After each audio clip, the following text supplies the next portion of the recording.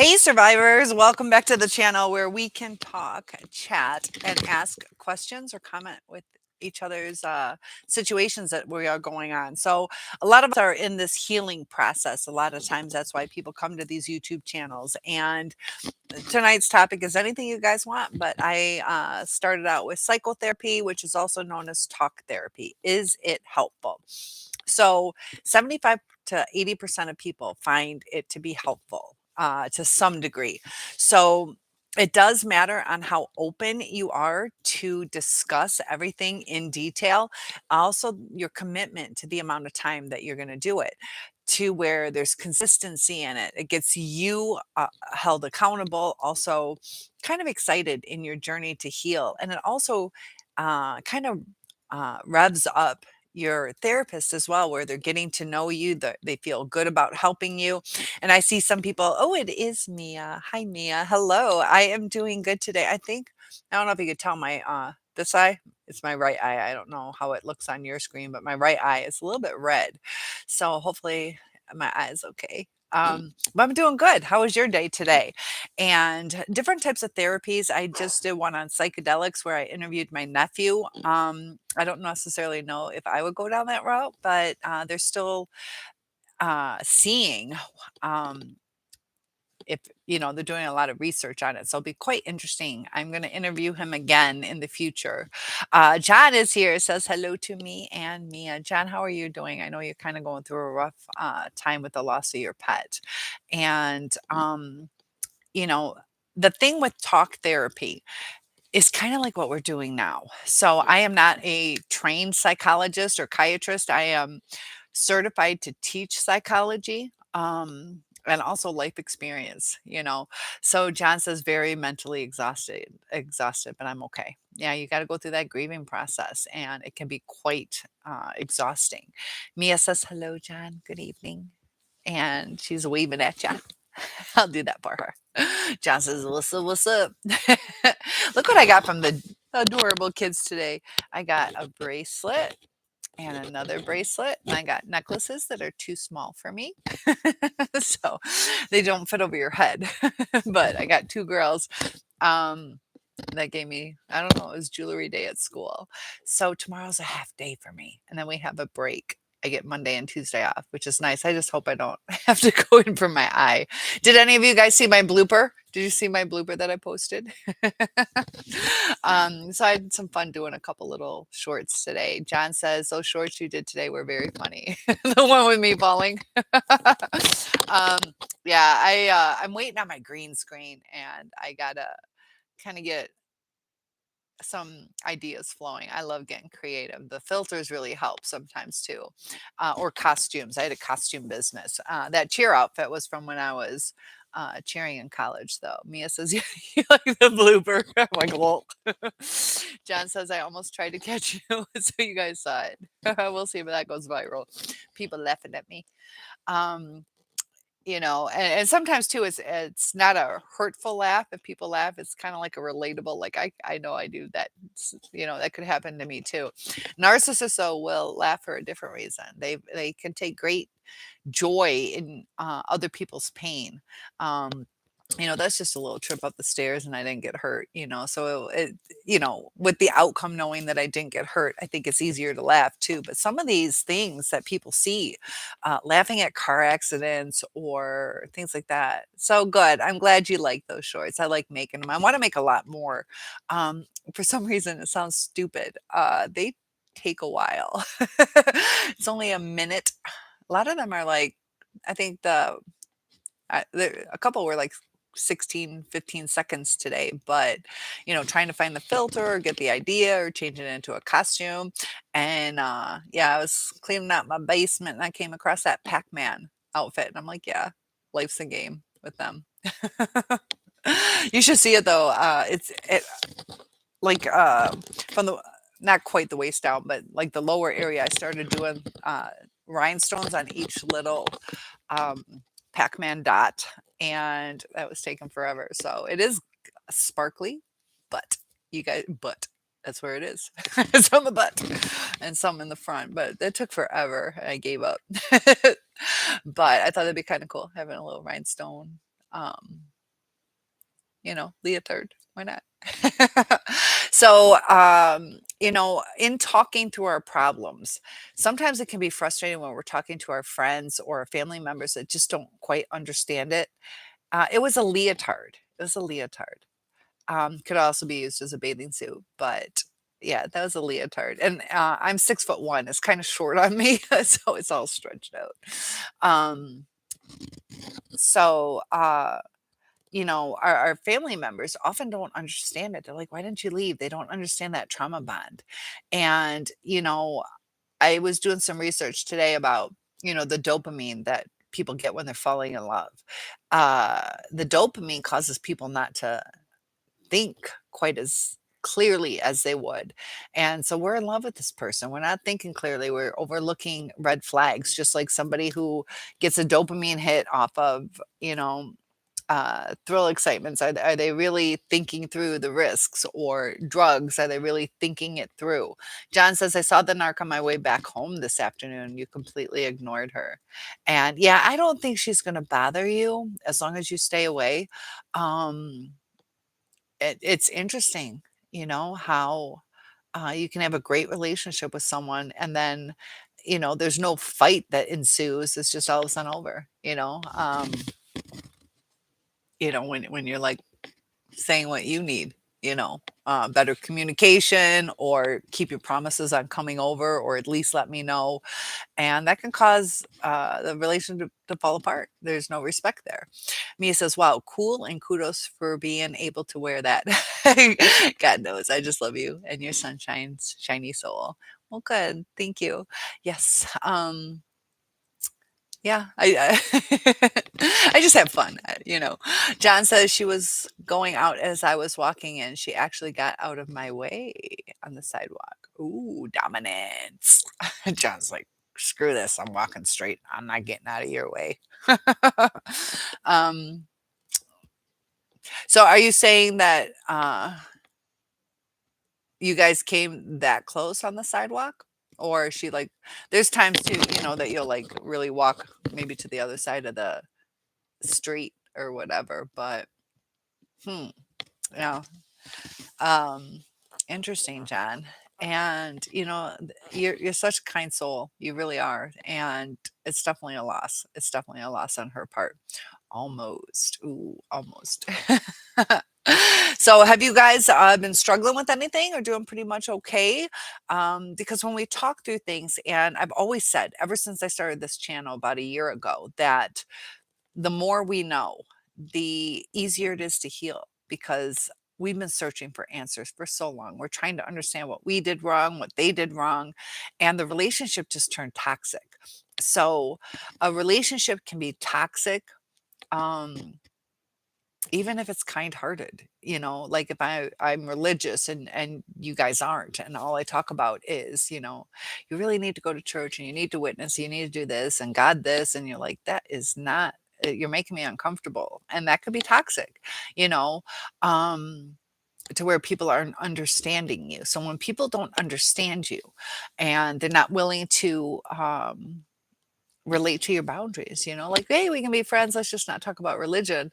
Um that's that's toxic, and sometimes it's just a bad match. But the narcissist, they present themselves that it is a good match and they get us caught in that dopamine, and it's like extreme levels of it that the withdrawal from it, because it's instantly taken away, that we can't wean ourselves off of it. It's an instant drop. Causes a lot of havoc in our brains because our brains get used to that dopamine hit. It keeps us going. We're on this even keel. And even just whatever caffeine, how we're used to a certain routine with it, that and then you don't get that morning coffee and you freak out and it affects your body, like your mind. um is accustomed to certain things. And John, I'm sorry, Mia says that's what it's all about. Fun, sunshine. You most definitely are. Never stop to please. Please, you bring so much joy. Thank you so much. I try to, because I try to be positive. There's things that I've done wrong in the past and I regret certain things. There they weren't meant cold-heartedly, but they were misunderstandings or misunderstandings about myself. Um, and that's why understanding ourselves is gonna bring to a much better life. And John says, "You did cry more today, but I needed to. April Hamster was very special to me." Yeah, and that's a fresh loss. I mean, that just happened. Plus, you're still grieving, getting, from a year ago with your 40-year long, around 40-year long life relationship. So um, it's hard. Our pets can comfort us. I see all these little short videos that I do that those get a lot of likes. People relate to that. That's why they're hitting that like button. Some of my other shorts, 15 views or 100, but a lot of those pet ones are pretty up there. Um, and we we have our little support dog at school. I think they're letting her free roam now. The last couple week and a half, she's free roaming. I don't know what's going on with that. Mia says, "So sorry, John. Been praying daily for you." And that's appreciated. Like prayer really makes a difference. John says, "I'm working on not only the skates, but design and am building a folding go-kart race car." Oh my gosh, a portable go-kart. I flew out of a race car. We were going around and I got slammed or how, I think I hit, I must have hit. How did I do it? I must have hit. I think somebody pushed me into another go-kart. My whole body flew over a go-kart and landed. I'm very accident prone and don't have a lot of good luck with safety. So that's cool. And you say I have a 12-volt motor with the wheel already on it to drive it. That's gonna be fun. John says, "Thanks, Mia." And Melissa is here. Good to have you here. And how's your day going? We're talking about psychotherapy and talk therapy. And yeah. I don't know if I said ouch or a different word. um, John is saying hi to Melissa, and Mia says, "Oh, you're very welcome, John." Mia says hello to Melissa, and this is a great community, and it's going to help us heal because we can relate to each other. We understand, and that's what I was saying as far as talking through our problems. A lot of times they're shut down. They don't want to listen, or they listen. They've tried, but sometimes we're in that stubborn mode where we don't take their advice, and it gets frustrating for them. So the therapist is there, but we have to make sure it's a good match if we're going to do that, because we don't want to dread to go to therapy. I can't remember. Melissa, was that you? Who was it that said that it was a bad match? I'm not sure if it was you. Maybe not. Melissa, how have things been going with you? I know we didn't get a chance to talk too much. And also, Mia and John, feel free to let me know. Because we can still ruminate. I had that one viewer who um it's interesting because he's trying to heal, but he's also trying to write this letter. And it's like double talk, like I'm trying to heal, but then he's still doing that thing. And I get it. Like, I'm not judging him in any way. That's kind of the process that we go through. Um and it could also be too, sometimes if you just write it out. But um if you're starting to have a hard time where you're tempted to reach out, really think about it. Is it the wise choice to do? Because are we chasing a fantasy or chasing a real person? um it's the low self-esteem, and the really the way the brain works. We got to be careful. Have you guys experienced brain fog also during that dopamine? So when you get back, if you were to get back with your narcissist, you're going to get those dopamine hits, and you're not going to think clearly. You might sleep with them. You might believe certain things where you don't really see what's really going on.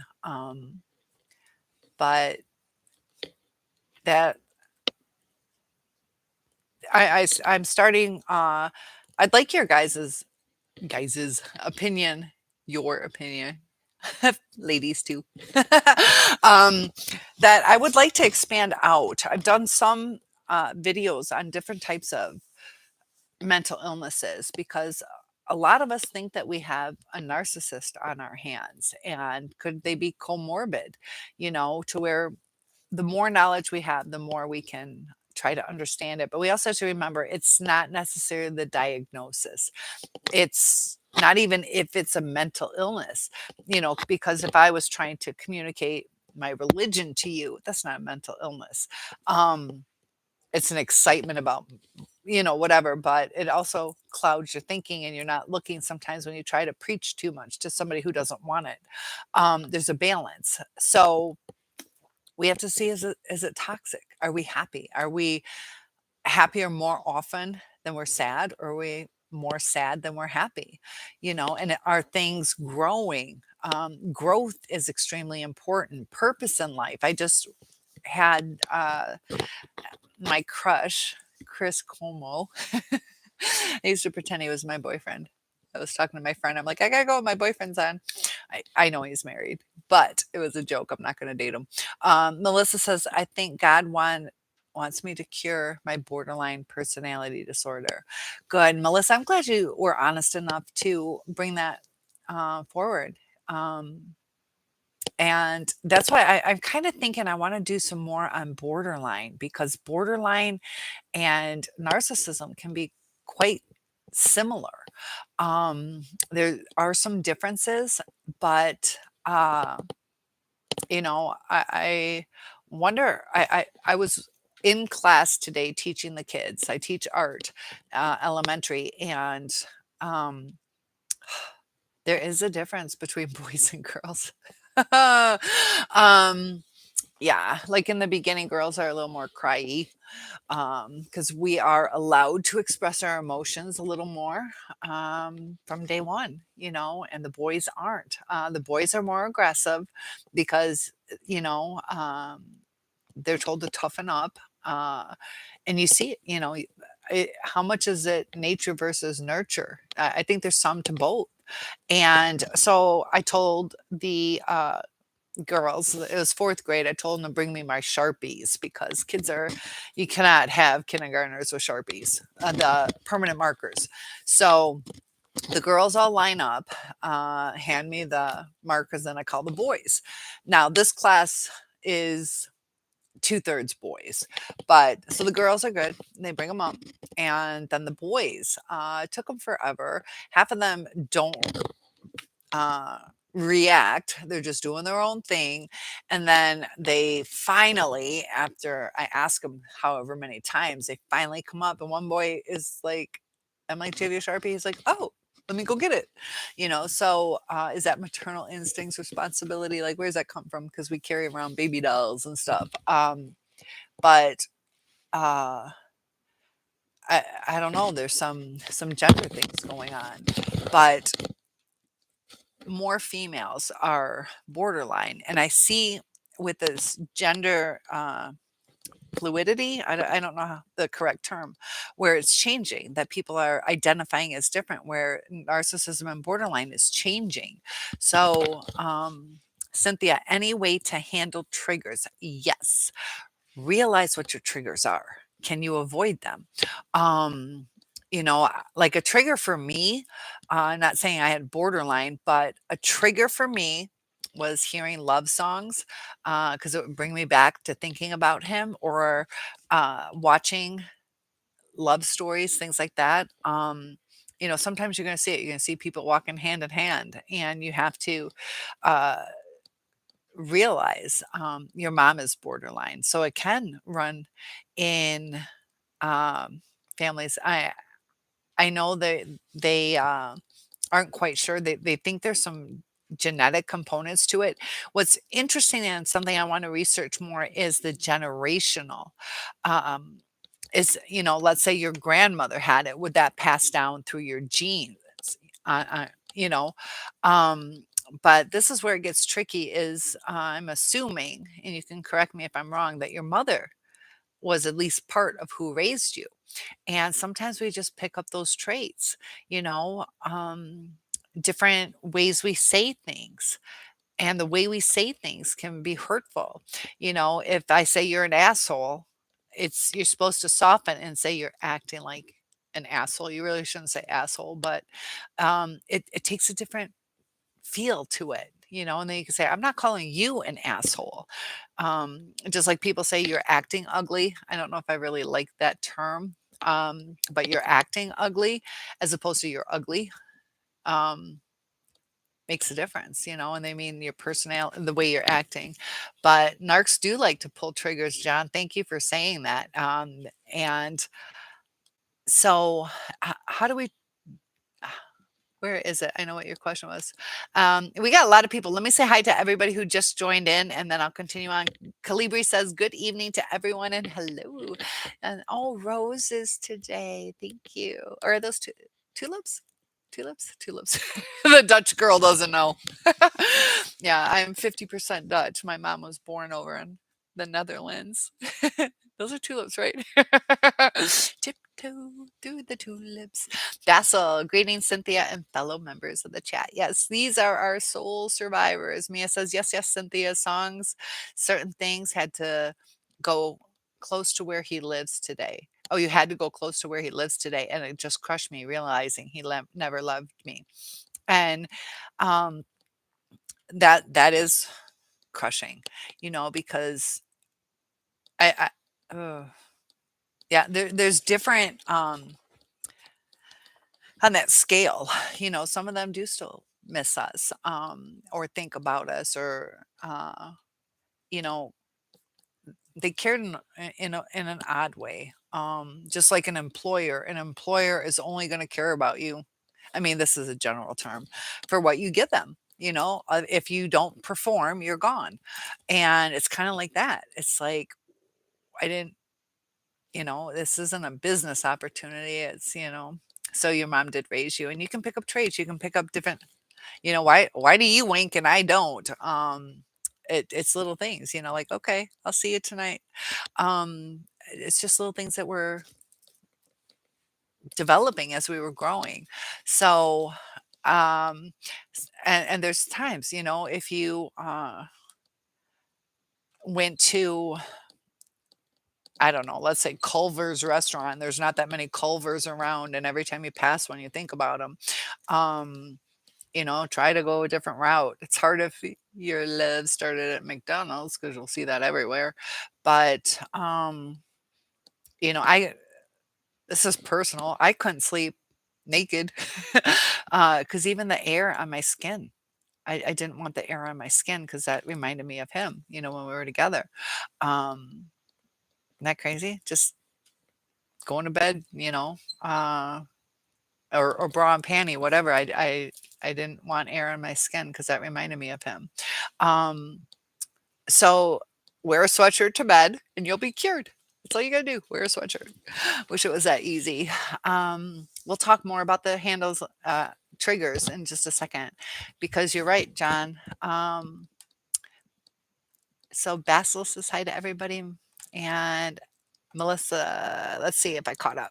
So Mia says, yes, John, they absolutely do love to push your buttons too. And it's a way to manipulate you, to control the situation. If they can get you to react, they can confuse you. You're going to get in that state of mind. I was talking yesterday about that one boy who the mom came in and she said, you just got to wait for him to de escalate, because it brings you into this different mindset where even for us, it's hard to process because we're like, whoa, we were talking about this. Now we're talking about something different and we're reacting to that. So they know, push the trigger and we go off track. So Kalibi says, what triggers me is the narc look. I had that today at Petco. Some salesperson gave me that look of disdain. I'm not sure where she's coming from. Yeah, kind of like, what's wrong with you? That can hurt. You're like, hey, how's your day going? They're like, really? You're like, whoa, okay. That can trigger you. Yeah, I can see that. And then facial expressions, you can really, it's showing what the person is feeling. It really is. And Basil says, I got me some tasty non-alcoholic beers for neurologic bladder. So your neurologic, I went to nursing school. Is it your brain's not controlling it the right way? Or you're, like a nervous bladder? Is that what that would mean? Like a nervous bladder? Um, or is that like beer? Tell me a little bit more about that, Basil. Kalibi says, "Well, they didn't get my business." Good. Yeah, there's times it's like, "Okay, you're gonna treat me like that? Sorry about your luck. I'll see you later." And so those are certain things that we can do. Mia says, "Hi to K Flyer," and Calibri says, "Hi back." And hi, Mia. John says it's a sneer they give you, like, yeah. They're kinda like, "Get the frick away from me," and it's very uncomfortable sometimes, especially if your own self-esteem, is a little sensitive. It'll set you off a little bit more. So, as far as how do we deal with these triggers, try to avoid them. Don't have your memory book, don't have pictures on the wall, um, uh, you know, um this is one thing that helped me. I was missing my person, and he had this cologne that I really liked. And so I put some on me, and my pH and that cologne was horrible. So that kind of snapped me out of it because I was like, oh, that's terrible. But I loved it on him.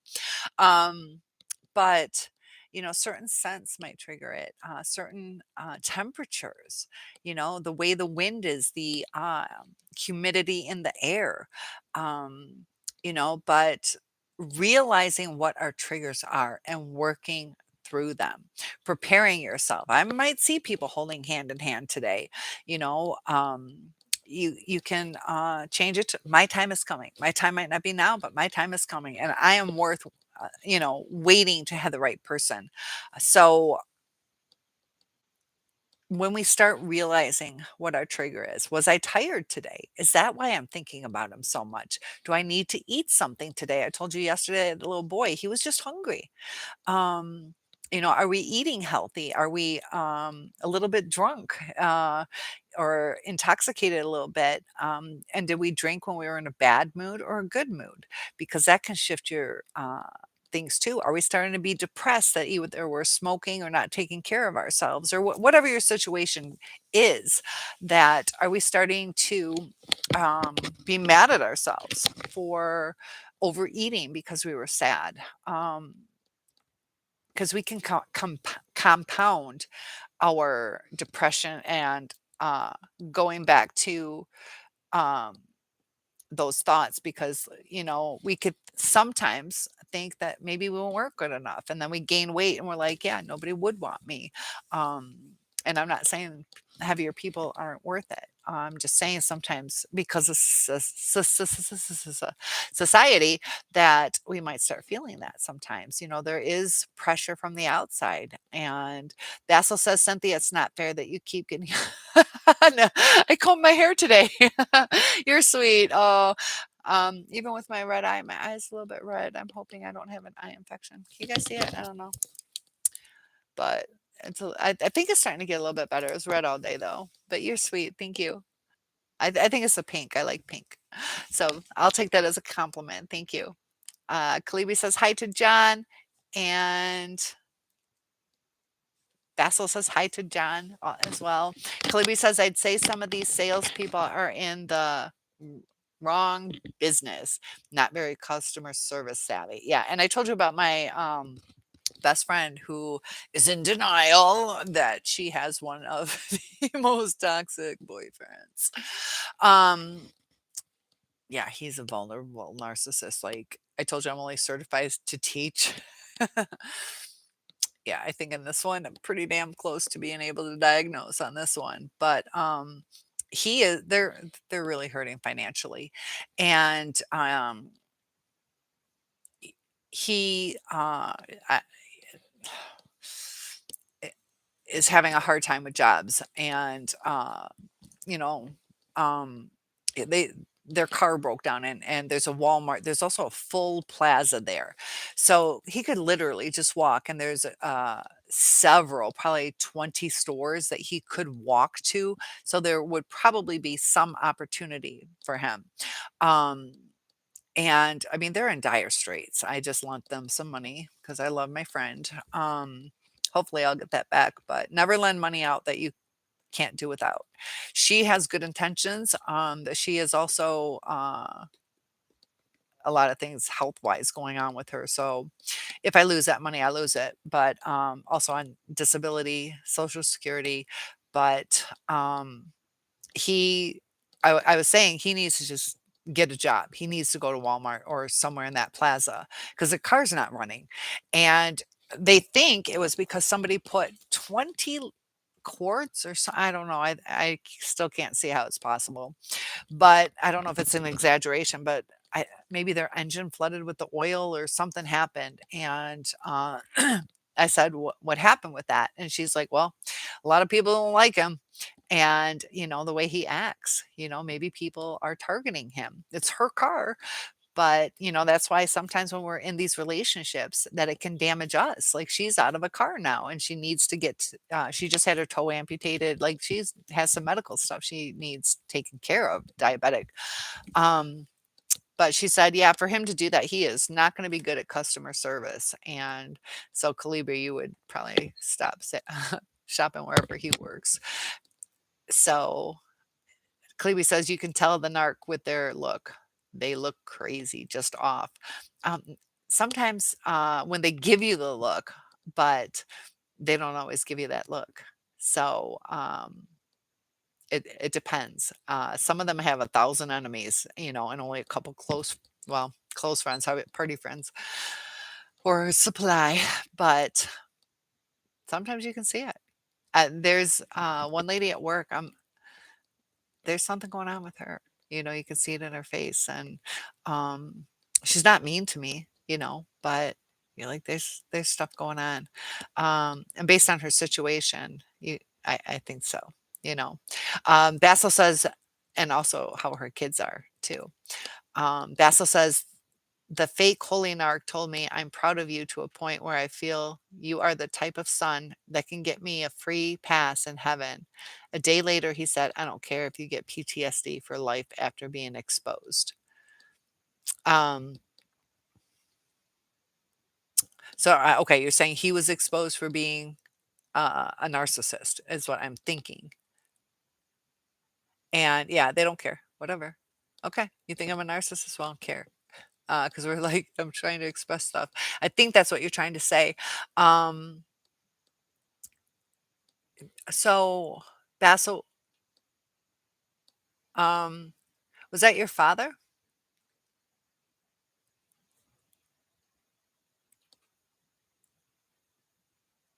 Oh, that's so sad. I think you're saying that was your father. Um, John says, I've recently discovered an LED light that broke off a truck on the side of the road. Still works. Yeah, blessings from heaven. John gets everything given to him, everything he needs for his. It's so cool how that happens for you. Um, Keep us posted on that. Lily, yes, you are late, but I forgot my grade book, so I'll give you a free pass on that. So you were hanging with your daughter. Good. That is what's important. Family first. I definitely agree. And John says, I'm using it for a single headlight. We're slacking, guys. How about some thumbs up? I even did my blooper for you guys. I posted that. It was so vulnerable for you guys. John says, I'm using it for a single headlight on the go-kart by powering it with two 9-volt batteries, very bright. Did you guys ever do that with don't do it with the 9-volt batteries where you stick it on your tongue? You do.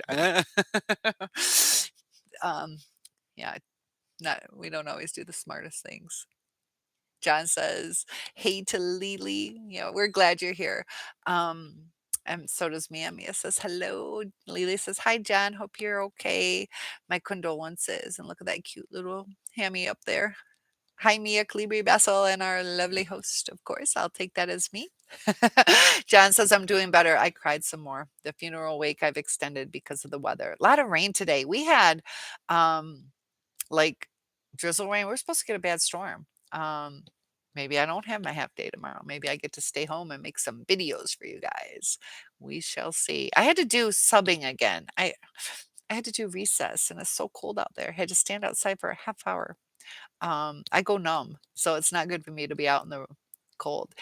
Basil says, Cynthia, what do you think about taking revenge on Narcs by using his same psychological tactics against him? And then okay. After all, could supply be switched? Good luck with that one. Um, no, it's not going to work. It's not going to work. It will not work. Maybe um, slightly. Um, the thing is that they know what the tactics are. They know what the tactics are, and they also don't care. They don't care. They can go find it somewhere else. Um, there can be some shifts, but it won't get it back to what you think it would be. It'll be very mild. And then when you start feeling like, okay, we can, I see somebody give me that thumbs up. Thank you. Thank you. You get an A+ today. Um, they know the tactics and they will see right through it. So they're going to get pissed off. Like you're manipulating. Just like now we're starting to see the red flags. We're like, I'm not dealing with that. That's what they are. They're like, I use that. So we also have to remember, why do we want to take revenge? We want to take revenge because we're angry. We don't like that they didn't see the good in us. So we have to up ourselves.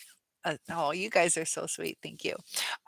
We have to up our self esteem. Like, doesn't matter what they think. We know who we are at heart. They don't want to be with us. They broke it off. And sometimes too, it hurts. But if they don't see the good in us, then it's their loss. So I wouldn't lower yourself. Two wrongs don't make a right. And they will often get the narcissist to take revenge against you or hate you more. So if your tactic is, to teach them a lesson, it's just going to teach them to hate you or to leave you more. Um, but I like your face. You're like, oh, what do you think? I think it's not a good idea, and I think I don't want us to lower ourselves to that because we're pretty awesome. We don't need to do that. Plus, you don't want to risk any repercussions. You scratch somebody's car, you get vandalism charges, or you know, um, every little everything. Affects things. So if you're going to interfere with their relationship, just every little thing. We talked about that yesterday, how it switches. Could supply be switched?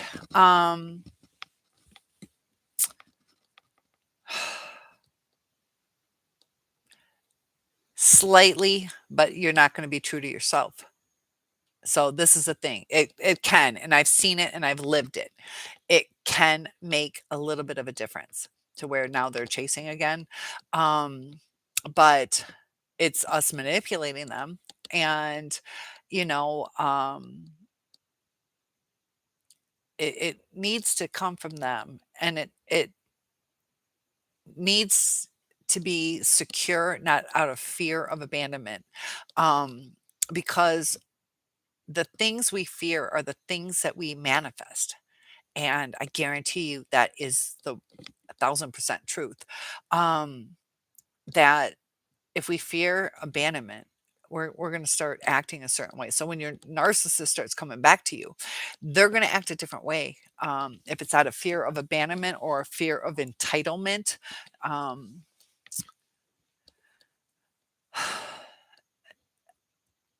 it can change the dynamics a little bit, but it's not going to change who they are. They're still going to lash out at you, so maybe they're chasing you, but they're still going to discard you. So I'll put it that way. And it's not going to be who you are, you know, because once things get comfortable and loving, it's not what they want. It is not what they want. They want to go back to their childhood. We do too. We do too. We want this loving thing because we came from a loving family that was pretty decent. Um, so they can't handle that. That's not them. And then also too, if they came from, the where they were made into grandiose uh, narcissists, that if you're like, um, you know, I'm so proud of you, baby. You're the best architect out there. And they're like, I'm not the best architect. I know I'm not. Or you're the best singer. I really, and we're saying it because they're like, no, they really are. And I love their voice, but they don't believe it. their low self-esteem. And so they're going to start getting irritated with us because it's going to remind them of their parents encouraging them to where they felt they could never live up. So every time we're like, baby, baby, I'm here to support you, they're like, screw you, you freaking liar. And you know I suck. And you have to encourage me because you still don't think I've made it. It's interesting with them. Lily says, so I'm a behavior therapist in autism room 8. Oh, in roommate kids in all. So another therapist is a narc on the phone talking to friends, orders huge meal, DoorDash. Did they share with you?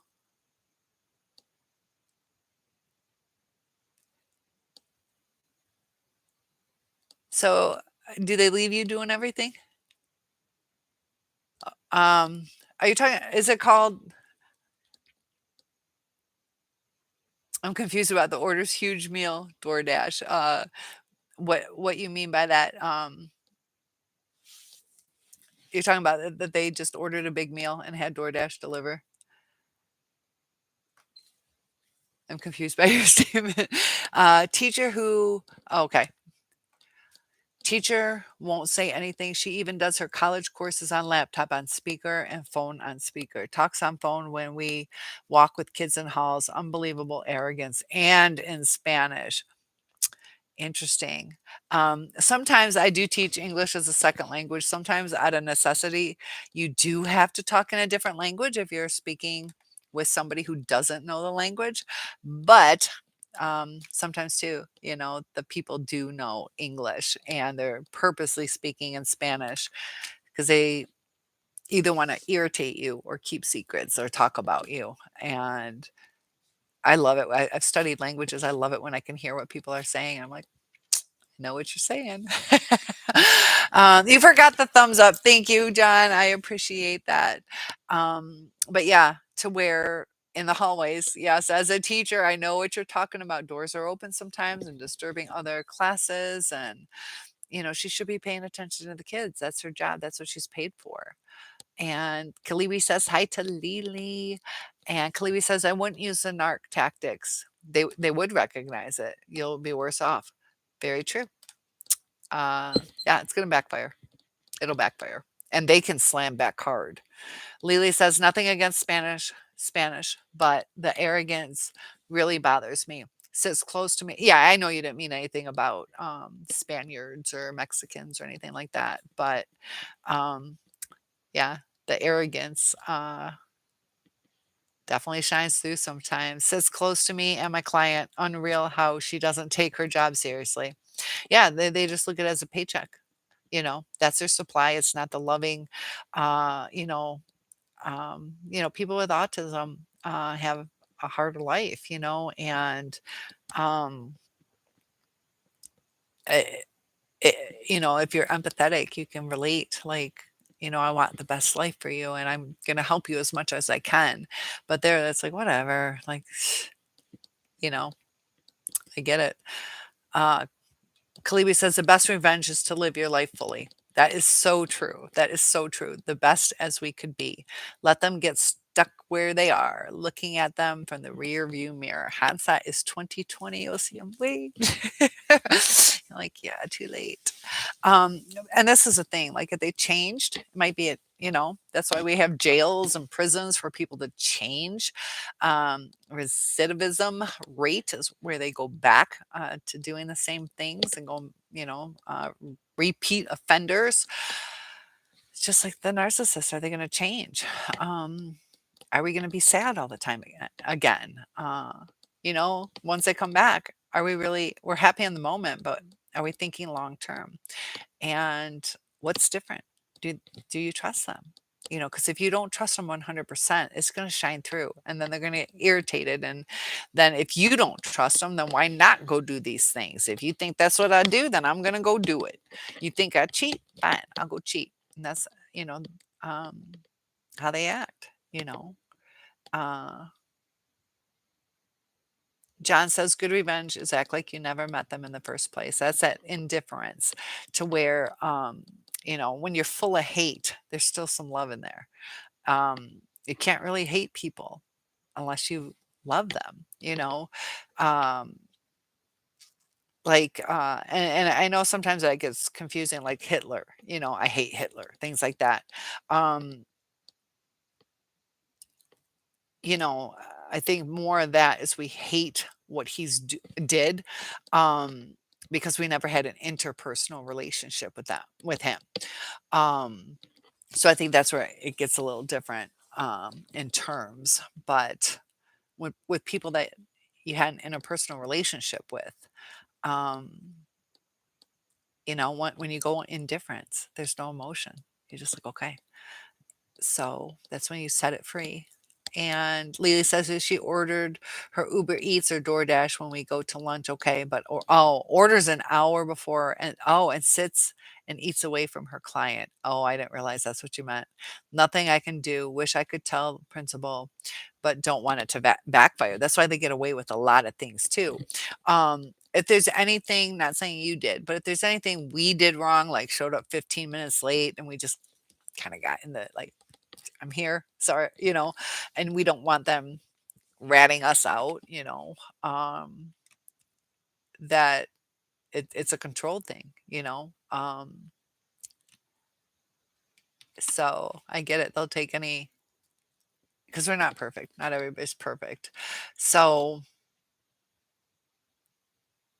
I get it. And a lot of times too, even if you didn't do anything wrong, somebody else gave me a thumbs up. Thank you.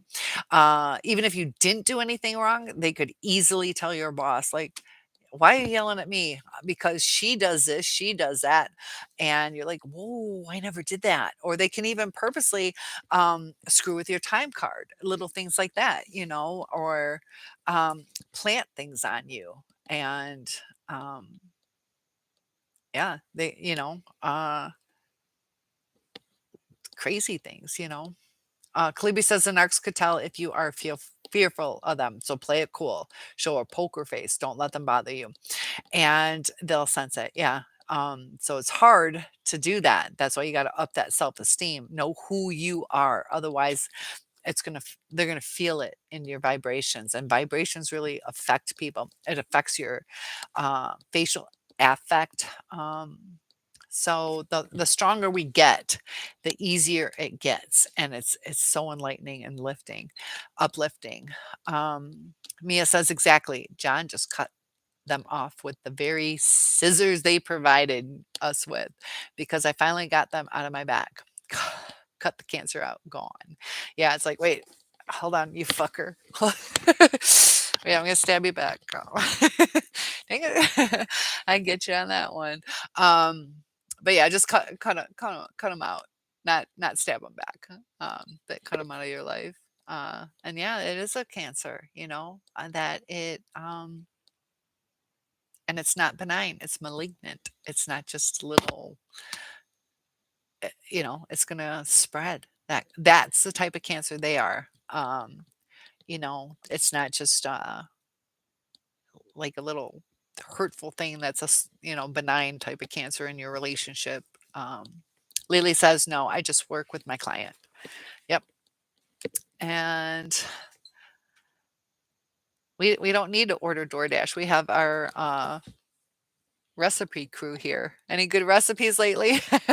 I want to have my female friend, just a buddy friend, come over, and I was gonna make something for dinner. I don't know what to make her. Debbie says, why am I getting this time wrong? Ugh. What do you, oh, as far as are you Central Standard Time? You might be Central Standard Time, but you're 10 minutes early if you are. So, I'm Eastern Standard Time, that might be why. Um, so Debbie, if it is almost 9, or I'm sorry, almost 8 o'clock where you are Central Standard Time. So I'm an hour. If I say 9 o'clock, it's 8 o'clock for you. If I say 10 o'clock, it's 9 o'clock. You're 1 hour behind me if you're Central Standard Time. Mia says, hello, Debbie. Lily, we are one-on-one with our client. She's with another company. Okay, good, good. And so she's with another company and you still work together. So from a different agency, is that what you're saying? Sometimes same clients can utilize different agencies. Debbie says hi to Mia. Lily says hi, Debbie. John says perfectly said, Mia. And of course, my Oh, I got some catching up to do, guys. Hang on. I will catch you guys up. Uh, so lots of hellos to everybody. Lily says, "Oh, the white pigeons. Those are beautiful, Basil." John says, "I did go out today before it rained and spoke to a few women friends about April Hamster. They said that they were so sorry I lost her. One girl hugged me. I really appreciated that today." And physical touch helps. We need it. Sometimes too, even just to calm yourself down, give yourself a little rub your feet, and it's supposed to help. Just the different pressure points that we have. So John is saying, "How you feeling today, Debbie?" Yeah, we got some people that are still really hurting, and with the talk therapy, like I said, 75, 80% of people saw some improvement. So hopefully you guys are feeling a little more uplifted, a little bit more empowered, because we do have control over a lot of things. But we have to process. You were asking about the triggers. Recognize what your triggers are, and then we have to deal with them. Are we going to entertain these thoughts in our heads? I told you about that video with the mud, the dirt in it, and you could either slowly try to get the negative out of your life, or you can have your cup overflow with. Put lots of things. When you exercise, it increases your endorphins. When you listen to me, it increases your endorphins and your dopamine hit for the day, because I love you. Um, but in all honesty, talking through it, just having somebody say, "I understand. I understand." Lily says the other therapist shows up 15 minutes late and only stays 2 hours. I do 8 to 2, so 6 hours. Yeah, I ignore her and won't say anything, but realize she's a narc, all about her. I don't interact with her. You will see that sometimes too. Um, I was just talking with my cousin about how my dad was treated by one of the caregivers. He is very religious, and he overdoes it sometimes. Kind-hearted, but he just wants to save the world, so he pushes it too much. He's gone now, but he got better with it. He finally realized, like, "Oh, okay." Um, but she was so harsh and brass and aggressive with him, and he's the sweetest, kindest person ever. Um, and people can just handle people differently. Debbie says, "John, I want this narc out of my head." And that's the thing, it's hard. You have to go through it, you have to deal with it, you have to accept it's over. Until you accept it's over, you're going to have hope. um, this, just like I could be a famous mover star, hope. But once you let that go, like, okay, I'm not chasing that dream anymore, you start living your life. And hope can be exhausting. You're checking your phone, you're checking your email, you're just not being you. Um, so when you accept what today is and live in today, we won't do that until we let the past go. And that's hard to do because, you know, um, sometimes we hope, "Oh, could it work out?" Or we're so angry. We are so angry sometimes that we're so pissed off. We don't know how to release that energy.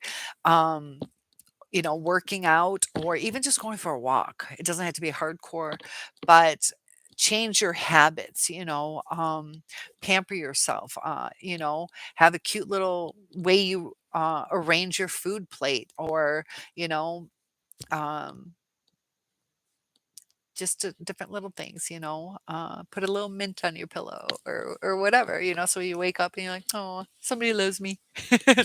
and, and then that's me, you know. Um, look forward to things, having a purpose in life. So if you feel that you don't have a purpose, maybe help a neighbor who's elderly. Just kidding. Um, or, beautify the neighborhood, even if it's only your own yard. Little things like that will start changing. You'll start feeling, you know, progress in life, and that you've accomplished things and you're not just a wasted life. And I don't want you guys ever feeling that, because you're not a wasted life. Kalibi says the narcs Flying monkey was sniffing around when I got out of the car the other day. I told him it's my new lease. My story does not change. I know the narc sent him. Yep. They want to know about that car, how much money you have, how much you paid for it, all that good stuff. But I'm proud of you, Calibri. Way to go on that. And I hope you're enjoying it. Hope it's running perfectly fine for you. John says it's hard, I know, but try to focus on something else if you can. And that's great advice. We also have to deal with it though. And it's almost like baby steps in the beginning, because we do have to cry it out. Just like John, if I'm like, dude, I know you miss your hamster, but just cook something. Like get your mind off it. And while you're cooking, you might think about it. We do have times, go for a drive, John. Just go for a drive. And you're like, I'm doing something, but we have to accept. Uh, so you can do little baby steps. And it's just like I said, instead of taking out a little bit, I'm crying, taking out some of the pain by comfort eating, which is kind of self-destructive sometimes. So but fill your life with positivity, the purpose, the um, activities. So you are right that once we accept it, we allow, I guess, the top of that cup to come off, and that's when it's going to happen. The great advice, John. Lily says, takes time, Debbie. It will fade. And you think about too, if you've lost somebody, that was near and dear to you. There comes a time when you cry and you think about it and you're sad or you're mad, questioning why it happened,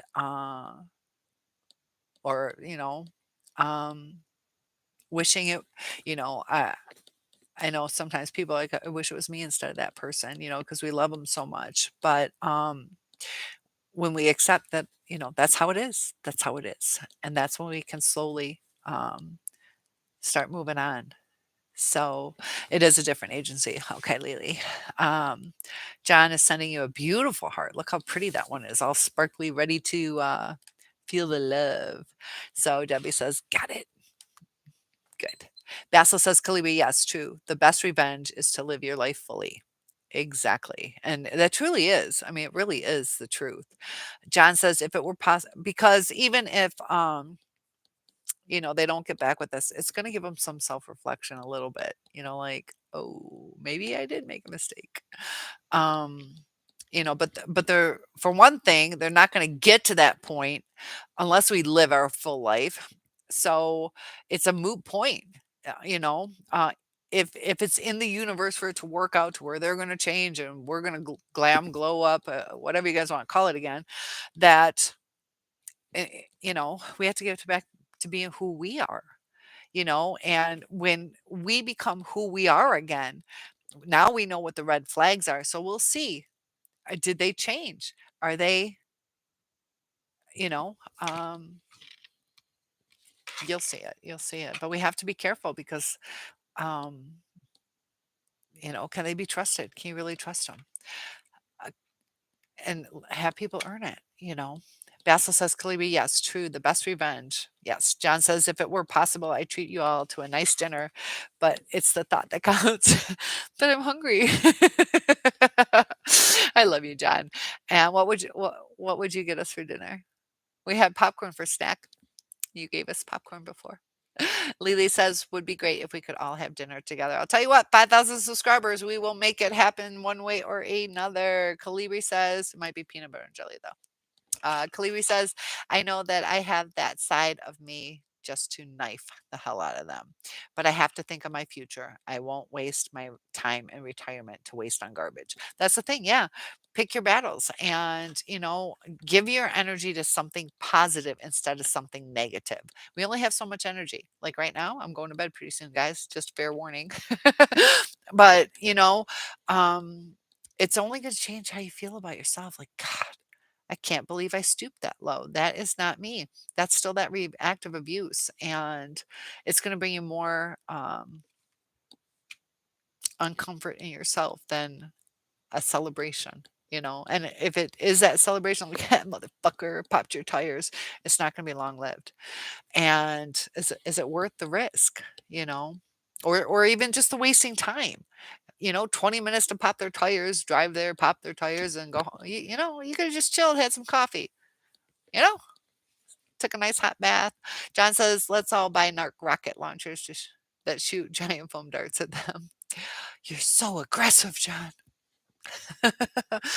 Nerf would be happy with us. We could be spokesmodels. Be kind, John. Mia says, Kate Flyer, yes, not worth your life wasted on them because they're wasting theirs away. Basil says, where it just popped up. I'm catching up, guys.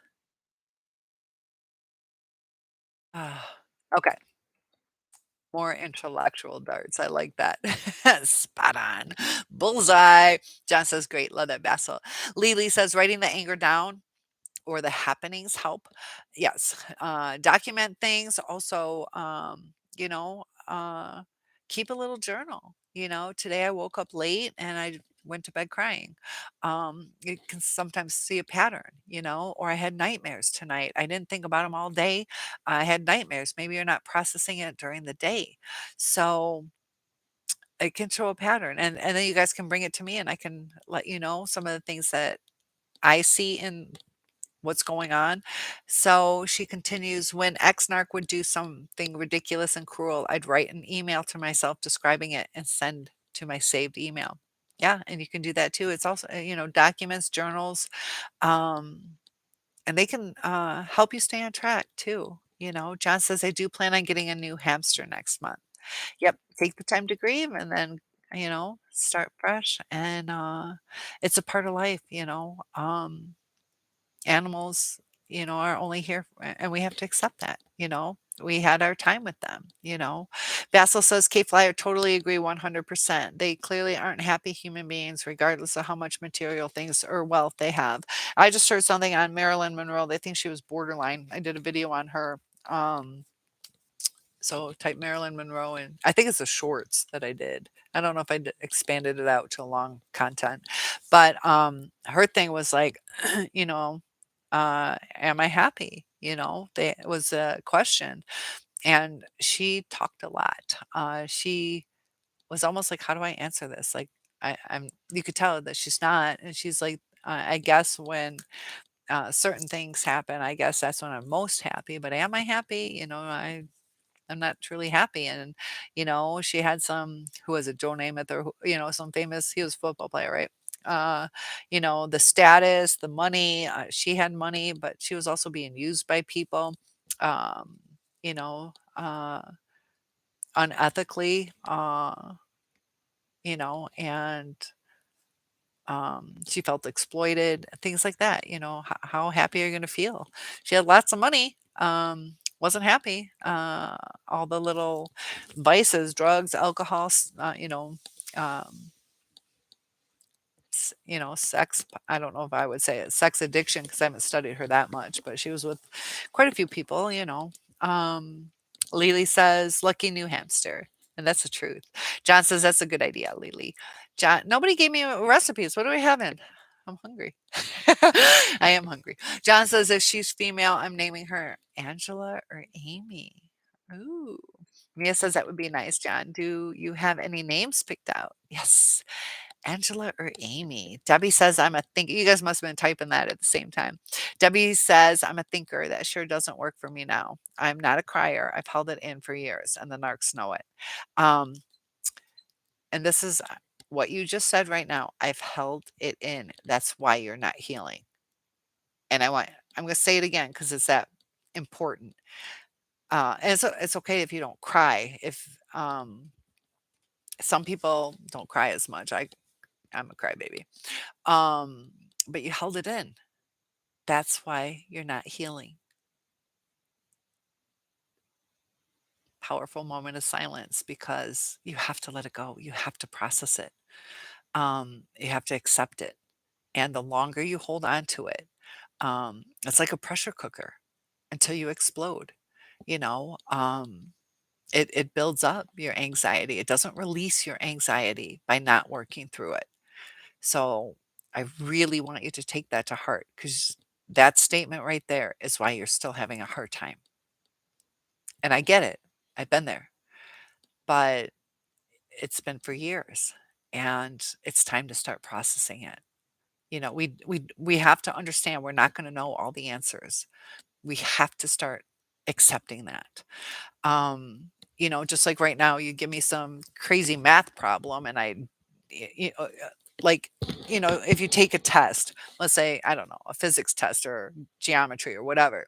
So you start doing your math problems, and it's timed, just like our life is timed. And we might have 80 years, 70 years, 40 years, but there is an end time to it. So as you're going through this math test, you get stuck on one question, number 17, and you're focusing on this and this and this, and you don't want to accept you don't know it.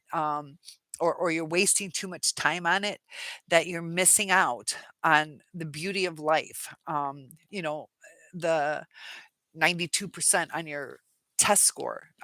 We live 92% of our lives because we wasted so much with the narcissist, or however you want to look at it, that we get stuck, and you're going to have a failing life, a 30% life, as far as quality, because you're stuck. Sometimes you have to just accept, I don't know this answer. I'm not going to figure it out, and move on. And sometimes hindsight's 2020. You're like, oh, I know that answer, or now it makes sense when you step back, um, on some things that you don't understand.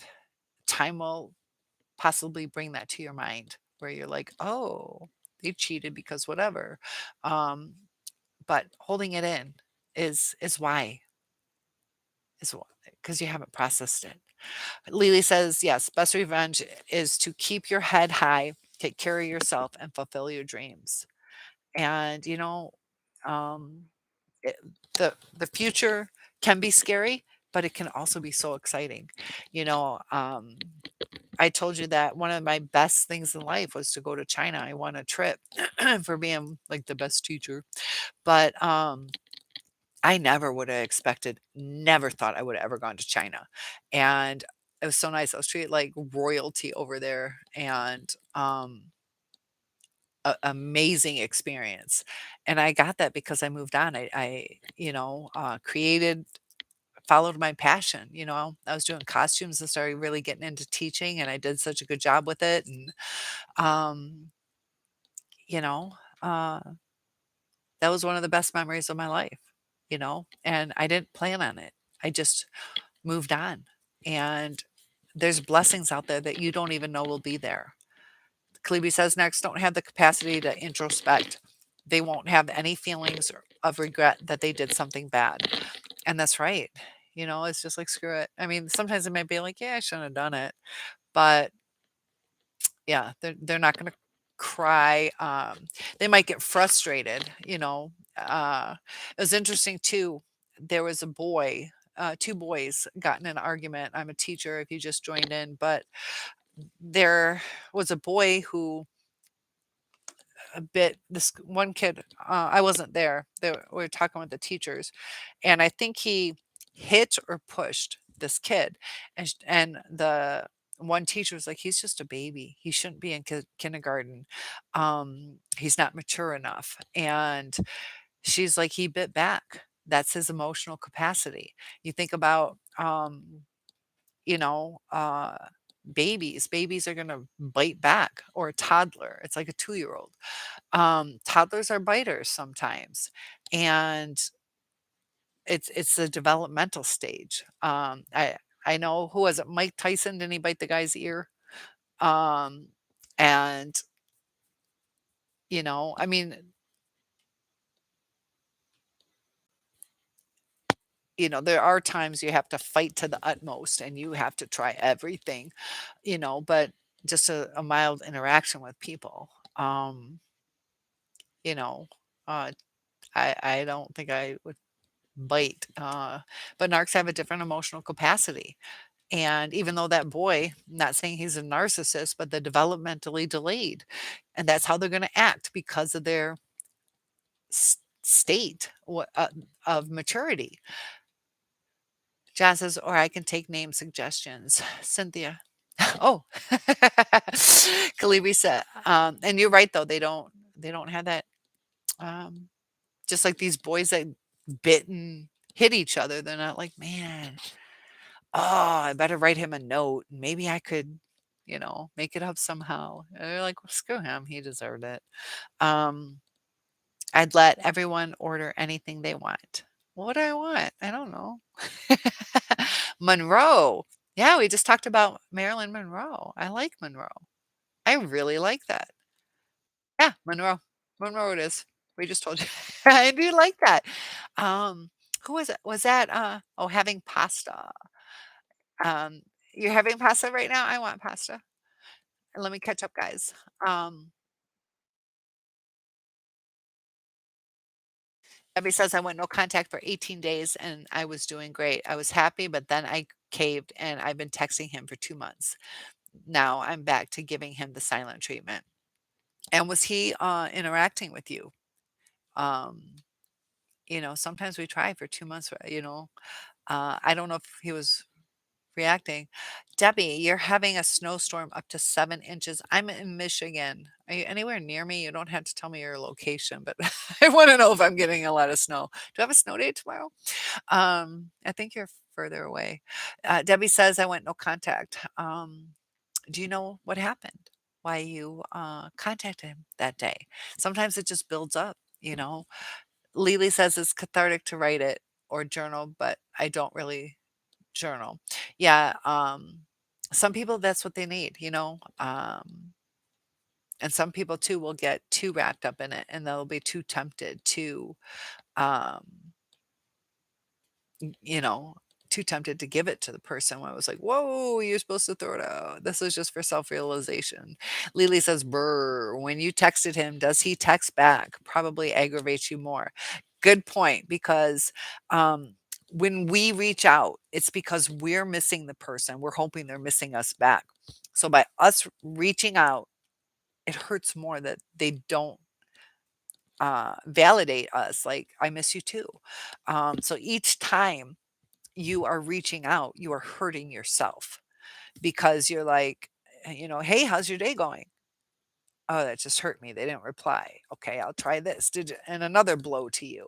And so you're giving yourself blow after blow after blow, and it starts hurting even more instead of healing us. And how long has it been with the silent treatment now? So I'm proud of you. Uh, John says, sorry, why, wow, Debbie, up here we've had hardly any snow this year. Yeah, same here. We haven't had that much. We had a couple bad snowstorms, but delicious pasta. Oh my gosh. Mia says, Debbie, uh, where please? What states please? And if you're not, some of us are uncomfortable with sharing that, but that's why I thought maybe if she just said if she's anywhere close to me, and maybe she's comfortable with that. Some of us have shared what state we're from. So that's up to you if you would like to share that. But I think we're all like, what are we in for? Kalibi says Monroe could be a somatic narc. She loves the attention on her slinkiest outfits. She's never a happy person. Yeah. And could be, could be. And I need to do a video on that. Um, yeah, sexuality is definitely something that narcs can sometimes use and you know, to manipulate or for their supply. Just, you're so beautiful and you're sexy. And that's why I just did a video on profile pictures, what it says about a person. Um, that one lady I was telling you about in that video was uh, like super slinky, sexy, like lingerie type stuff and certain positions. And she had, what was it? This was years ago. She had like 2,000 pictures of herself. And, she wears wigs all the time. And I'm not saying wearing wigs is, but how much she changes. Like she has no idea who she is. Uh, she's borderline. And that's what they think Marilyn Monroe was. I thought you were suggesting the name Monroe, but you were talking about Marilyn Monroe. But yeah, that would be a good name. And John says, I'm in Kingston, New York. Debbie says, no. So yeah, John, um, It's not a normal winter, is it? Debbie says, no, he doesn't text back unless it's one of those apps. Oh, that's right. That he pretends to be someone else, which is stupid. I write a journal uh, on a document on my phone, and her name is Monroe. That's pretty name, kind of. Lily, I think we both got confused that he was talking about Marilyn Monroe because I brought her up earlier, and it is a pretty name, kinda. So John says Monroe is a great name, but so wait till you see her. Don't feel pressure to name her that, and it might be a boy. Um, Lily says, "Try not to text him, Debbie, because we don't want you to hurt yourself. I know it's hard." And just like I said, it's a blow to you every time. What he doesn't want me, or and then your mind's gonna go, "Should I bring up the football game? What's the score? Should I bring up like, is he doing good at work? Is he still at work? Should I ask how his dad's doing? Is his dad still alive? Like, what do I say? Was that gonna hurt him? Like, you're gonna go crazy with all that kind of stuff. So if they wanna be with you, they'll text you, you made the effort. I know sometimes we're like, "Well, if I wanna be with them and I don't reach out, and they wanna be with me and they don't reach out, then we never talk." But you made the effort. It's not your turn anyways.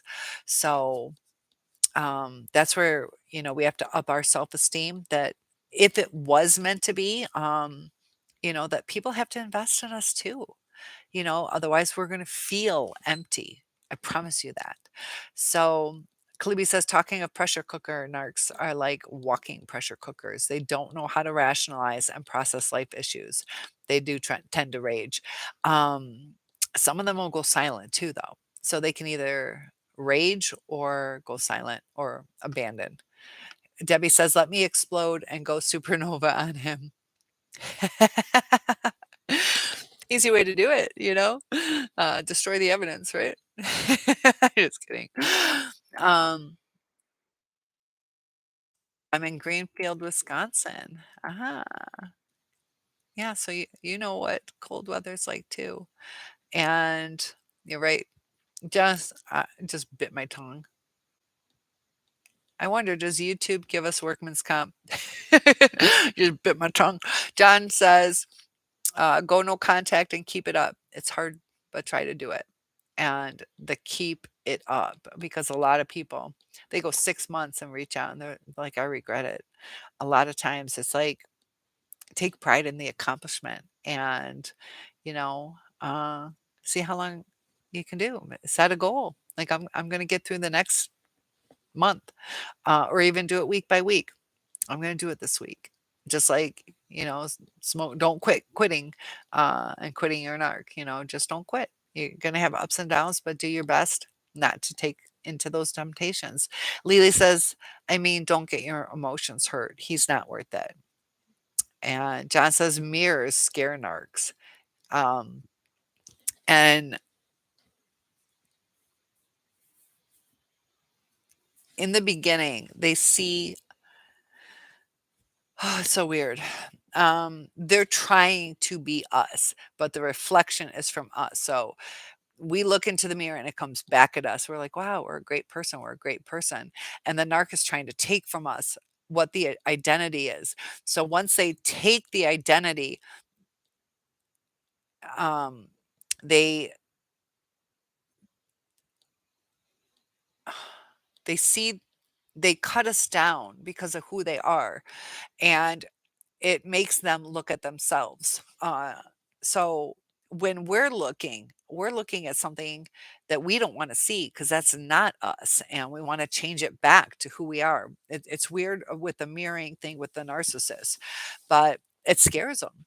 You know, they want the facade, and they don't want us to be real, and they want this unachievable.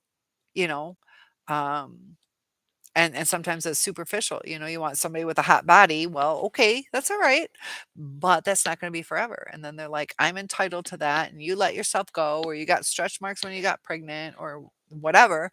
Um, and it's not about the person, you know. Um, Lily says no. We can all have pasta together. Had pizza earlier. We can have, yeah. Pasta's good. Pasta, all kinds of pasta. And I have a new friend at school, and her husband makes the best macaroni and cheese. Oh my gosh. I like macaroni and cheese, but whoa, it's like the best I've ever had. Uh, and my neighbors are really good cooks too. But yeah, I like these like spaghetti sauce pastas, the best, I think. I don't know. That was really good macaroni and cheese. Lily says, and all you're doing is expanding their ego. Every time you're like, I miss you. And they're like, mm-hmm. And then we're like, but you were, the best lover and you were this and you were always so great. And we're thinking they're going to be like, oh, I need those compliments. They're not going to return it. They're going to eat it up because they realize the more they don't respond, the more compliments they get. So if they respond, okay, you're a great lover and I miss you. And then they respond, I miss you too. And that's the end of the I mean, we still give compliments, but it's not like I can't live without you and you're the best thing. And they can go silent just to hear the compliments because once they respond, it's not going to be as intense. We're like, can't live without you. And then we can. So you're right, Lily. Whenever I had breakups, I let it go because pride.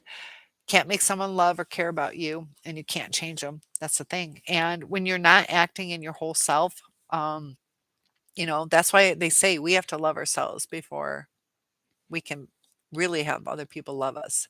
You know, um,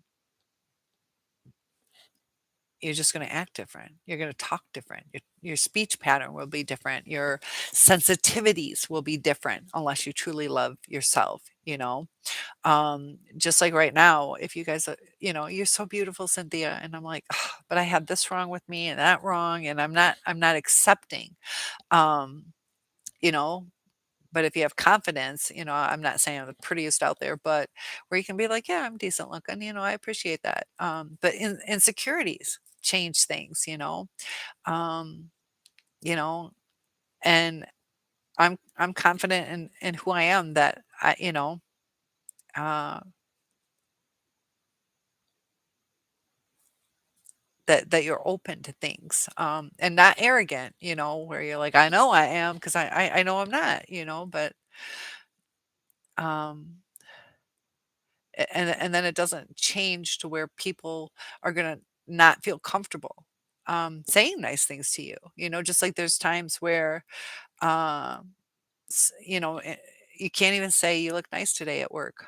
Otherwise, people think you're hitting on them, and it's like, geez, I'm just trying to give you a compliment, and it's like, yep, nope, paranoia set in. I'm like, compliments, it's crazy.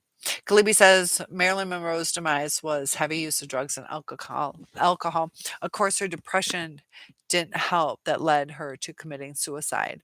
Yeah, and also, you know, uh, there's something with that white dress scene, picture scene, whatever it was, that her Joe Namath, I believe, that led to the divorce. That kinda because she was doing something he didn't like. He don't like that she was doing it.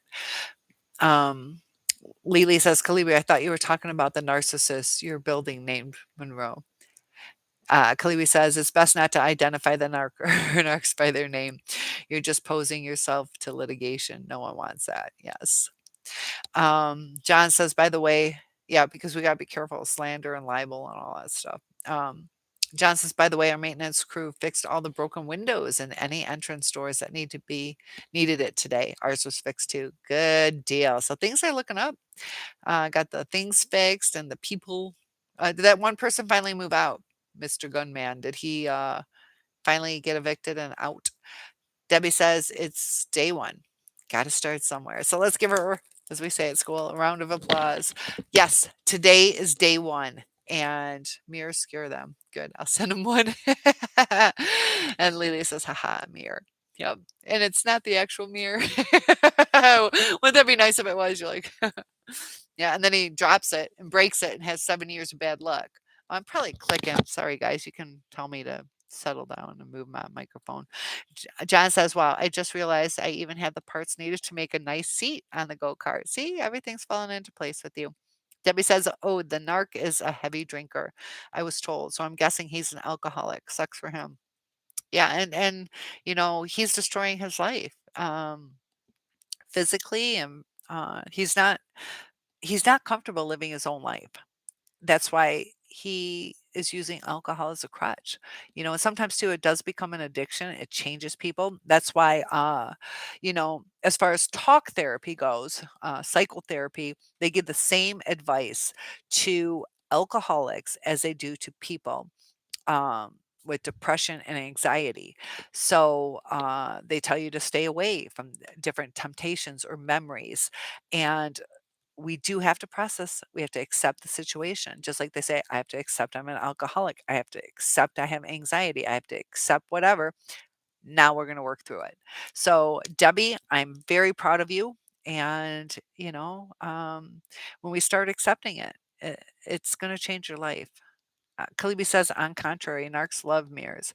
Oh, they do love the little, how do I look? Yeah. And you can see, watch when, uh, if you were ever shopping with them or walk past a window, do they look at the mirrors, and, I've sold costumes too, where, they talk to you through the mirror. So you're both looking at the mirror, talking to each other instead of, it's like, can we like just eye contact? Because they're absorbed in their looks and stuff. They love to look at themselves, admire themselves. And that's true. Look at the myth of Narcissus. He died looking at himself on a brook. He drowned. Yeah. And I have a story on that too. Echo, she was only able to repeat the last thing that somebody said. And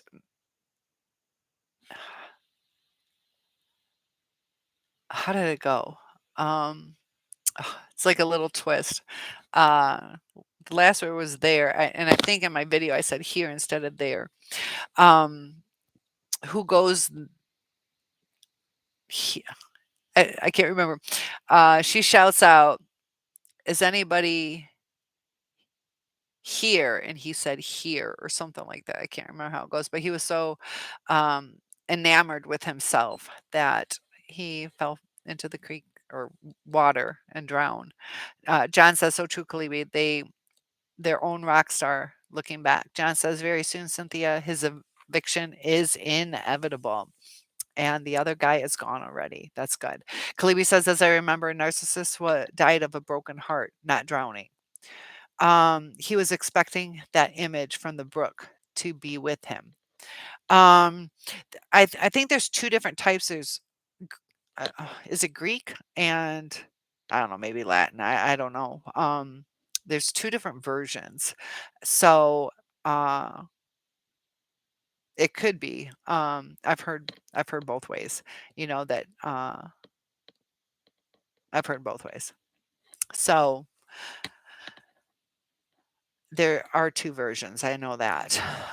Debbie says, I'd like to say, how are those condoms going?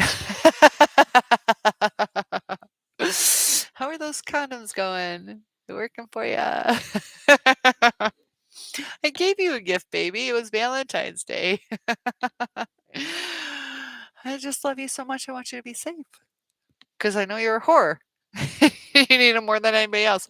Yeah, you sent, was it 48 condoms to him from Planned Parenthood? She got it for free. Yeah, so crazy. I wonder if he knows. Do you think he knows? That's what I want to know. Do you think he knows? Kalibi says, so technically, Narcissus probably was gay. He was in love with himself. Oops. Oh, I think, um, interesting take. Interesting take on that. I don't, huh. And it might not be a sexual in love. Just like, you can love your child to the ends of the earth, and some people, but I see your take on it. I never thought of that. Yeah, because was the there's different kinds of love. I did videos on that. You have your friendly love, familial love, and your honey bunny love, agape love. Kalibi says there are some gay guys who are into themselves looking at their large mirror. I'll tell you what, uh, there's some good looking gay guys. That's why I told my mom, I was joking with her, and I said, if you ever see me um, marching in a lesbian parade, it's because if there's more women with women, that means that I can be with the guys, that they're busy doing their thing. But they do. Um,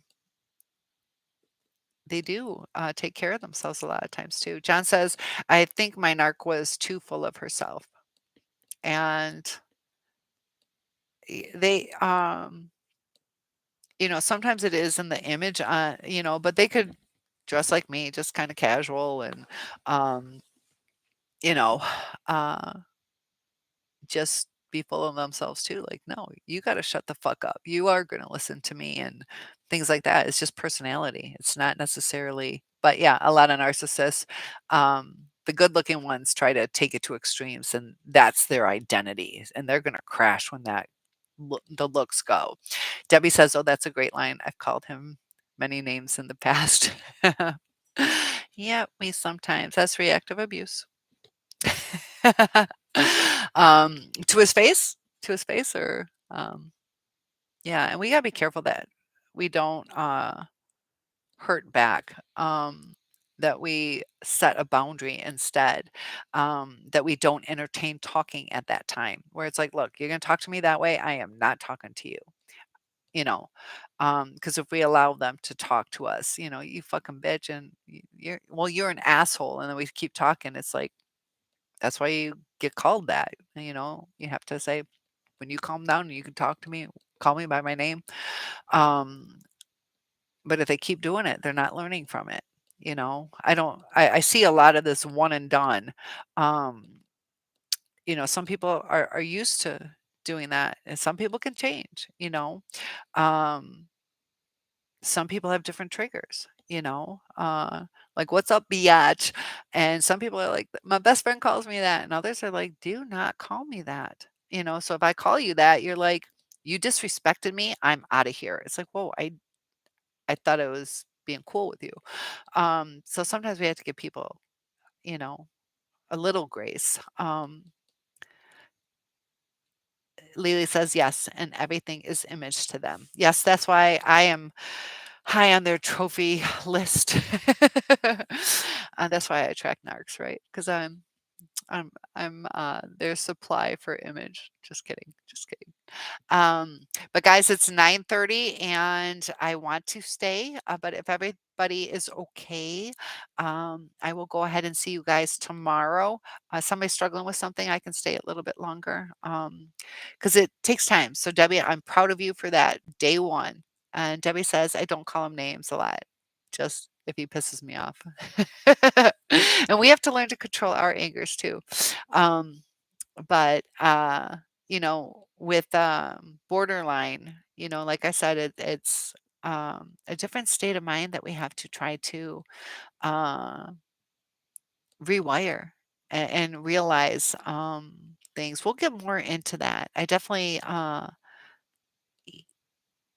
want to go more into borderline as well, because I think some people dating a female might think they're a narcissist, but there's different triggers. And some of the people that come onto this channel do struggle with mental illness, also, anxiety, depression, things like that, that we have to learn how to process things different. um, and that's why, when we can de-escalate, when we can be in a better state of mind, we can process things and intake things. So I'm very proud of you guys for, the one that shared about being borderline. That was you, right, Debbie? Kalibi says calling them names will just spark their anger, a good reason to attack you. And it can spark their anger, but it it's kind of playful to them sometimes too. It'll either fuel their supply. I got you, girl. I got you pissed off. Could be, I got you, boy. But it's like I talk about my narc neighbors, and um, they love giving each other a run for their money, you know? And neither of 'em you see 'em, I'm like, "Neither one of you are getting this." One gets it a little bit more than the other, but, yes, be careful too, 'cause, sometimes too, it's like, "Shut up, bitch, fuck you, da da da, you're an ass, yeah, well, go jump off a bridge," and then it's like, "What the fuck, motherfucker," and something and you're like, "Whoa, I thought we were having just like like a badass banter," and then yeah, they're be careful on those triggers, 'cause they yeah, and you don't know what it is, you know? You can even say, "You stupid pizza face," and somebody called them that because I don't know, maybe they broke out, and now it's like, "Oh, I was just saying pizza face because that's what I remember silly little 12-year-olds saying, I didn't realize it was a trigger for you," and they can go ballistic sometimes. John says, "I'm good, Cynthia." Okay, take care and have a great night, and everyone else, see you next time. I know I wanna stay. You need to get this time right, and, I want you to change it. And this is one thing I want you guys to do. So, Debbie, your statement, I need to change this, is very positive. I want you to say, I will get it right this time. Just a little shift. Not like I need, can I do it? Can I do it? I am desperate. Change your word patterns. It'll change your thoughts. I will get this right this time. I will. And you will. I'll help you through it. Kalibi says also a reason for them to plan a revenge on you. Good point. Good point. Says Calibri. Lily says, take care, everyone. Sleep to sleep tight. And don't use a weighted blanket. I think I think I damaged my elbow from rolling over my weighted blanket. Like I'm like, did I tear my rotator cuff? I can move, but it hurts. And I think it's from my weighted blanket. Mia says, good night, Cynthia. Thank you. Please have a great night and please have a peaceful and restful night's sleep. You too. I love the way you say it. It's so beautiful. Debbie says he's always told me if you need to call me and vent anytime. Yes, I will always be there. I will never do this. And yeah, um, yeah, Debbie. So yeah, it's like, yeah, that didn't go far. John says, vent to us. Debbie, we are all here for you. And Debbie says, thanks, John. My hand, I'm sitting here. I don't know if you can see I'm rocking. I shouldn't be rocking, but I took the marker off it. It might be a ganglion cyst. And I wonder if I damaged it when I sharpened 800 pencils in one day because I even got a blister. Its blister's healed, but it's still so sensitive. And that's from like overuse of like a joint and things like that. So, um, my sister's a nurse practitioner, and I'm kind of like, yeah, I think that's what it is. I think that it's not a bruise.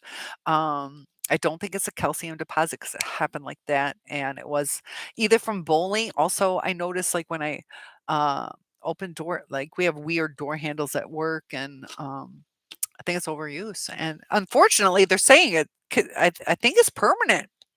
I'm hoping not, and might have to have surgery, but it's not. I'll survive as long as it doesn't get bigger, but overuse can get it to get bigger, and then it might be a problem. Also with all the typing and everything I do, and then yeah, I don't know. It's just bugging me a little, but it's not terrible. Thank you for asking. But I'm deformed now for a little while. So, did you notice that my body's a little different tonight the way I'm moving it because it's irritated right now. Debbie says, I will get it right this. Yes, you did it. Step one. Yes, you will. You will, Debbie. Kalibi says, have a restful sleep, everyone. And that's another way. Yeah, count some sheep. Every time you think about your narcissist, you're like, one. Bye bye, black sheep. um, Mia says, thank you, John. That was a good joke. You guys, that was a good one. John says, I cut my finger last night working on a project. Nothing serious. Oh my gosh. Take care. Don't let it get infected. John says, I love all of you. We love you too. And yes, I do need some sleep. So bye. Nia says, K Flyer, thank you. Love you too, John. And with that, I'm going to say, hit that like button. I love you guys. I will see you tomorrow. It's not, you guys want to do 9 p.m. Eastern Standard Time, which is 6 p.m. Pacific and Central Time. It would be 8 p.m. Do you guys want to do late or do you want to do 6, 8? That's good. 9 p.m. Okay, cool. That way we reach some of our other viewers. Kalibi says the narcs are noisy tonight using the recycle room.